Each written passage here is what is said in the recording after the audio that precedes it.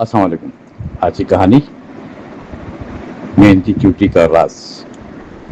جنگل کے کنارے ایک میدان سبز اور پرسکون تھا. وہاں بے شمار چوٹیاں رہتی تھی. سب اپنے کام مصروف. ہر طرف نظم دکھائی دیتا تھا. ہر راستہ مقصد سے جڑا. اس میں ایک چوٹی تھی بہت محنتی اور سمجھدار. ساتھی اسے مثال کہتے تھے. وہ کبھی وقت ضائع نہ کرتی تھی. صبح سویرے نکل پڑتی تھی. خوراک کی تلاش کرتی تھی. تھوڑے ذرا جمع کرتی تھی. وہ گھر واپس لے آتی تھی. بعض چوٹیاں حیران ہوتی تھی. محنت کیوں کرتی ہو؟ ابھی تو خوراک موجود ہے. فکر کیسی بات کی. میری چوڑی مسکرا دیتی تھی. اپنا کام جاری رکھتی. وہ جانتی تھی کہ اچھی تیاری مشکل وقت آسان کر دیتی. دن گزرتے چلے گیا. موسم بدلنے لگے. آہستہ آہستہ درختوں کے پتے جھڑنے لگے. ہوا میں خنکی بڑھنے لگی. جنگل کا رنگ بدلا. جانور اپنی تیاری کرنے لگے. محنتی چوٹی پہلے سے زیادہ سرگرم ہو گئی. صبح سے شام تک خوراک جمع کرتی تھی. کبھی تھکن کا شکوہ نہیں. کبھی سستی کا جگہ نہیں. کبھی دوسری طرف کچھ چوٹیاں صرف کھیل میں مگن تھی. آج کی خوشی کافی ہے. کل کی فکر کیوں کریں. وہ اکثر یہی کہتی تھی. وقت ہنسی میں گزر جاتا تھا. محنتی چوٹی سنتی رہتی تھی مگر جواب کم دیتی تھی. اسے اپنے مقصد پہ پورا یقین تھا. ہمیشہ ایک روز ایک تکلیف اس کے گھر قریب آئی. تم اتنا کام کیوں کرتی ہے. کبھی آرام بھی کر لیا کرو. چوٹی نے نرمی سے کہا آرام اچھا ضرور ہوتا ہے مگر وقت پر محنت اس سے زیادہ ضروری ہے. تتلی مسکرا کر اڑ گئی مگر بات یاد رکھ لی. چند ہفتے اور گزرے. ٹھنڈ بڑھنے لگی. مسلسل خوراک کم ہونے لگی. زمین سخت ہونے لگی. پھول بھی کم رہ گئے. درخت سنسان ہو گئے. اب سب کو احساس ہوا موسم واقعی بدل چکا ہے. کئی چوٹیاں پریشان ہوئی. خوراک تلاش کرنا مشکل ہو گیا. راستے بھی لمبے لگتے تھے. تھکن جلدی محسوس ہوتی تھی. محنتی چوٹی گھر کے اندر ذخیرہ کافی موجود تھا. وہ اطمینان سے رہتی مگر غرور کبھی نہ آیا. ایک دن کچھ ساتھی اس کے پاس آئے. مدد کی درخواست کی. ان کے پاس کچھ نہیں ہے. میری چوٹی نے سوچا. اپنے مسکرا کے بولی جو میرے پاس ہے اس میں تمہارا حصہ ہے. سب حیران رہ گئے. ایسی فراغ دل کم تھی. اس نے خوراک بانٹی. کسی کو خالی ہاتھ نہ لوٹایا.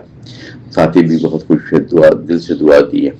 آپ سب نے سمجھ کے محنت کا اصل فائدہ کیا ہوتا ہے. صرف اپنے لیے نہیں دوسروں کے لیے بھی ہوتا ہے. جنگل میں خبر دور تک پہنچ گئی. سب جانور تعریف کرتے رہے. اس کی دور اندیشی کی. اس کی محنت کی اور اس کے اخلاق کی. ایک بوڑھا کیچوا بولا اصل کامیابی یہ ہوتی ہے کہ دوسروں کے کام آیا جائے. وقت پھر آگے بڑھا. نیا موسم آنے لگا. زمین پھر ہری ہوئی. پھول دوبارہ کھل گیا. پرندے گیت سناتے رہے. جنگل زندہ رہنے لگے. چوٹیاں پھر باہر نکلی. ایسے اپنے کام شروع کیے مگر اب وقت تھا. سب نے سبق سیکھا. کوئی وقت ضائع نہ کرنا. کوئی سستی نہ کرنا. سب منصوبہ بنا کر اپنے کام کرنے لگے. محنتی چوٹی خوش تھی کیونکہ دوسروں نے بھی محنت کی قدر جانی. ایک دن نوجوان چوٹی اس کے پاس آئی اور اسے ادب سے بولی میں آپ جیسا بننا چاہتی ہوں. ایک دن محنتی چوٹی ہنس دی اور پیار سے بولی میرے جیسا نہیں بننا. اپنے خواب پورے کرو مگر محنت کبھی نہ چھوڑو. یہی کامیابی کا راستہ ہے. نوجوان چوٹی نے وعدہ کیا. دل لگا کے کام کرنا شروع کر دیا. سال گزرتے چلے گئے. محنتی چوٹی کی عمر رسیدہ ہوئی مگر عادت نہ بدلی. اب بھی وقت کی قدر کرتی تھی.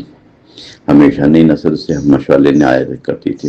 وہ سب کو سمجھاتی ہے. قسمت اہم ضرور ہوتی ہے مگر محنت کے بغیر خواب پورے نہیں ہوتے. خواہش کافی نہیں. کوشش بھی ضروری ہوتی. جنگل کے جانوروں سے بڑی عزت سے دیکھتے تھے کیونکہ اس نے سیکھ لیا تھا کہ آسان دنوں میں تیاری. مشکل دنوں میں سہارا. کامیابی میں عاجزی. ایک شام سورج ڈھلا. سنہری روشنی پھیلی ہوئی تھی. محنتی چوٹی اپنے گھر کے باہر بیٹھی تھی. اسے چاروں طرف نظریں دوڑائی. سکون سے ہر طرف خوشحالی تھی. ہر طرف مسرت تھی. ہر طرف امید دکھائی گئی تھی. وہ دل میں خوشی محسوس کر رہی تھی. اس کی برسوں کی محنت رنگ لے آئی تھی. اب جنگل کی ہر چوٹی یہ جانتی تھی کہ آج کا کام کل پر چھوڑنا نقصان ہوتا ہے.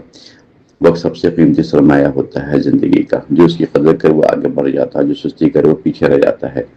محنت چھوٹی نہیں ہوتی. نتائج بڑے ہو جاتے ہیں. خطرہ جمع ہوتا ہے. دریا بن جاتا ہے. آخر چھوٹا قدم بھی ایک بڑی منزل تک پہنچا دیتا ہے. اسی صبر کے ساتھ چوٹی کی کہانی مکمل ہوئی مگر اس کا پیغام آج بھی زندہ ہے. محنت کبھی ضائع نہیں ہوتی. صبر کبھی ہارتا نہیں. تیاری ہمیشہ فائدہ دیتی ہے اور مسلسل کوشش آخرکار کامیابی کے راستے کھولتی ہے. جو دل سے محنت کرے وہ منزل ضرور پاتا ہے اور جو ہمت رکھے وہ مشکلات سے جیتتا ہے. یہ محنتی چوٹی کا سب سے بڑا خوبصورت سبق ہے.